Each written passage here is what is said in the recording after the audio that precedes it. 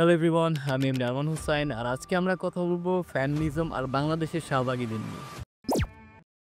রাজধানীতে প্রকাশ্যে তরুণীদের সিগারেট খাওয়ার ঘটনায় নেট দুনিয়ায় বইছে সমালোচনার ঝড়। সিগারেট পুরুষরা যখন খায় তখন হচ্ছে কোনো আইনের ঠিকানা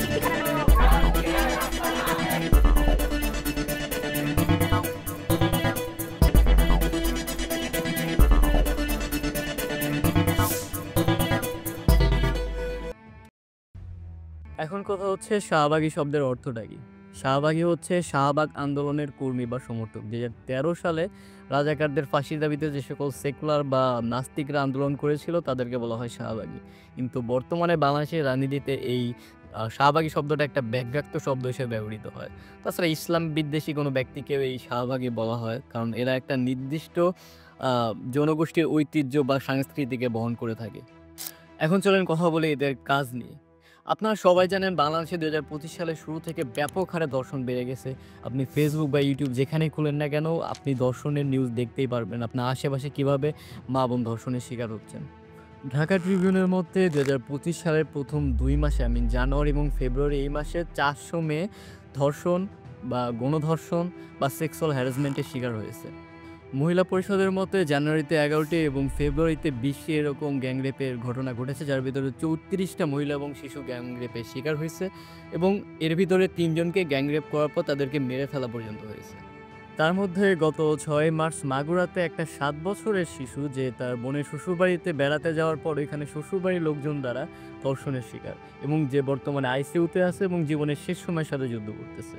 দেশে যখন এই হারে ধর্ষণ বেড়ে গেছে এবং সকল সাধারণ জনগণ দ্রুত সময়ের ভিতরে ধর্ষকের শাস্তি এবং সর্বোচ্চ শাস্তির জন্য সবাই উদ্গ্রীব হয়ে বসে আছে, ঠিক সেই সময় বাংলাদেশের শাহবাগীরা মেয়েদের প্রকাশ্যে সিগারেট খাওয়ার স্বাধীনতার জন্য আন্দোলন করতেছে।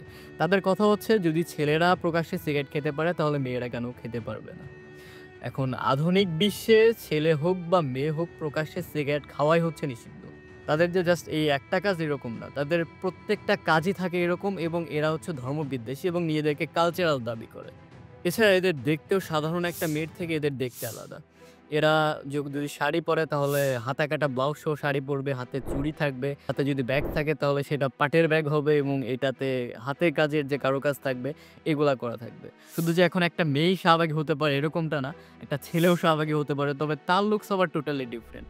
তাদের দেখতে আবার ছেলের মতো হলেও তার কথাবার্তা, আচার আচরণ, ব্যবহার বা তাদের থিঙ্কিং এটা আবার মেয়েদের মতো। শাহবাগী একটা ছেলে আর মেয়েকে খুব তাড়াতাড়ি বা খুব সহজে আইডেন্টিফাই করা যায়, কারণ এখানে একটা মেয়ের মুখে থাকে হচ্ছে সিগারেট আর শাহবাগী একটা ছেলের কানে থাকে হচ্ছে ফুল। তো এটা দেখলে বোঝা যায় যে এটা শাহবাগী ছেলে বা মেয়ে হতে পারে।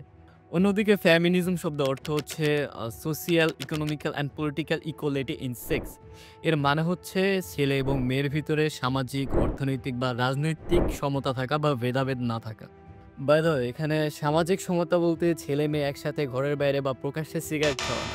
এখানে সমতা বলতে নারী এবং পুরুষকে সমাজে সমান চোখে দেখার প্রত্যেকটা কাজে। এইখানে যে শুধুমাত্র একটা মেয়েই সামাজিক অবক্ষয়ের শিকার হয় এমনটা না, একটা ছেলে আমাদের সমাজে সামাজিক অবক্ষয়ের শিকার হতে পারে। ধরেন একটা মেয়ে যে ক্যারিয়ার করতে ব্যর্থ বা ক্যারিয়ার কোনোভাবে করতে পারে নাই বা কোনো না কোনো কারণে সে ফেইলার, সে মেয়ে কিন্তু খুব অনায়াসে একটা স্বাবলম্বী বা ক্যারিয়ার সাকসেসফুল একটা পার্টনার বা লাইফ পার্টনার সে পেয়ে যেতে পারে। কিন্তু অন্যদিকে একটা ছেলে যে ক্যারিয়ারে সাকসেসফুল না বা কোনো কারণে সে সাকসেস হয় নাই বা হওয়ার প্রসেসে আছে, এরকম একটা ছেলেকে কখনোই একটা মেয়ে বা একটা সাকসেসফুল মেয়ে কোনোভাবেই তার লাইফে আসতে চায় না বা পার্টনার হয় না। এখানে আমার মেয়েদের ফ্যামিলিরা কোনোভাবেই দিতে রাজি হয় না। এইসব কারণে একটা ছেলের ভিতরে ফ্রাস্ট্রেশন কাজ করে বা নিজের ভিতর বিষাদগ্রস্ততা বা একাকিত্ব যে বোধটা এটা কাজ করে, এবং এটা লাস্ট টাইমে একদম সুইসাইড পর্যন্তও চলে যেতে পারে। এছাড়া বাংলাদেশের আইনের ক্ষেত্রে একটা মেয়ে যতটুকু সিম্প্যাথি পায় একটা ছেলে ওই সিম্প্যাথিটা পায় না, কারণ আমাদের এই সমাজে আমাদের সমাজে এমনভাবে আমাদের মাথায় একটা জিনিস ঢোকানো হয়ে গেছে যে একটা ছেলে মানে হচ্ছে স্ট্রং, যে সকল প্রবলেম বা যত ঝামেলা হয় যেটা নিজের ভিতরে ক্যারি করতে যে সক্ষম।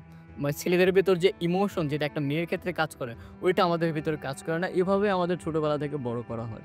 সুতরাং আপনি যে শুধুমাত্র মেয়ে হলে পরে ফেমিনিজমকে সাপোর্ট করবেন এরকমটা না, আপনি ছেলে হলে পরেও ফেমিনিজমকে সাপোর্ট করতে পারেন।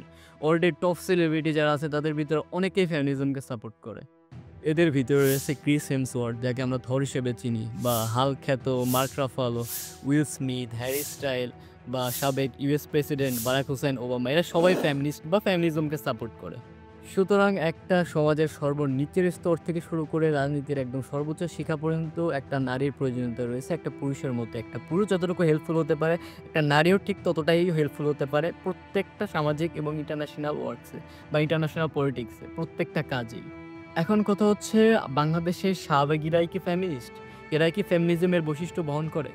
এইখানে উত্তর হচ্ছে না। কারণ এদের কথায় বা কাজে আপনি কোথাও কোনো জায়গায় নারীর উন্নয়ন বা নারীর অধিকার বা নারীর যে নির্যাতন আছে এখান থেকে নারীর যে অধিকার পর্যন্ত নিয়ে যাওয়া কোনো কাজ আপনারা এখানে পাবেন না।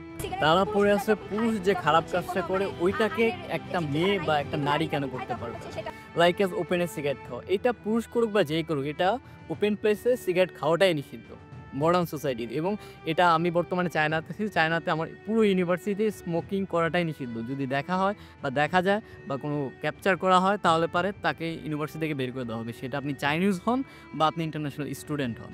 সো স্মোকিং করা ওপেনে নারী পুরুষ একসাথে এটা কখনোই কোনো নারীর স্বাধীনতা বা নারীর অধিকার পর্যায়ে নিয়ে যাওয়া না অবভিয়াসলি। আমাদের দেশে যেখানে প্রতিনিয়ত নারী শিশু ধর্ষণ বা সেক্সুয়াল হ্যারাসমেন্টের শিকার হচ্ছে সেখানে তারা এই ধরনের মনোভাব বা এই ধরনের স্বাধীনতার জন্য আন্দোলন করে। শুধু একটা না, এরকম প্রত্যেকটা তাদের কাজকর্মই এরকম।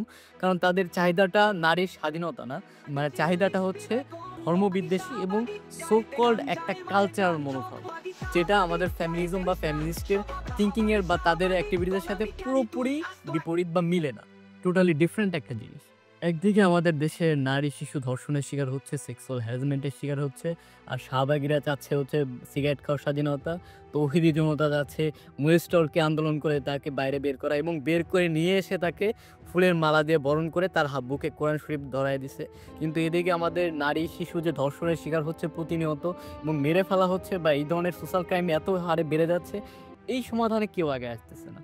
সবাই আছে তাদের নির্দিষ্ট যে টার্গেট বা নির্দিষ্ট যে ইচ্ছা সেটার বাস্তবায়নের জন্য দেশে ঝামেলা তৈরি করা বা দেশের যে প্রবলেমগুলো আরও ব্যাপক হারে ক্রিয়েট করা এই আন্দোলনের মাধ্যমে। বর্তমানে বাংলাদেশে যে সমস্যা বা যে ঝামেলাটা চলতেছে এটা নিরসনের জন্য আহামরি কোনো কিছুর প্রয়োজন নেই। জাস্ট আপনি সুস্থ মস্তিষ্কে দেশের প্রয়োজনে এগিয়ে আসেন। আমাদের দেশের দল বা এইটা সেটা সব কিছু পরিবর্তন হয়, বাট যুগ যুগ ধরে আমাদের নারী বা শিশুরা এরা নির্যাতনের শিকার হয়ে আসতেছে। এদের কোনো পরিবর্তন নেই এবং এই হার দিন দিন বেড়েই যাচ্ছে।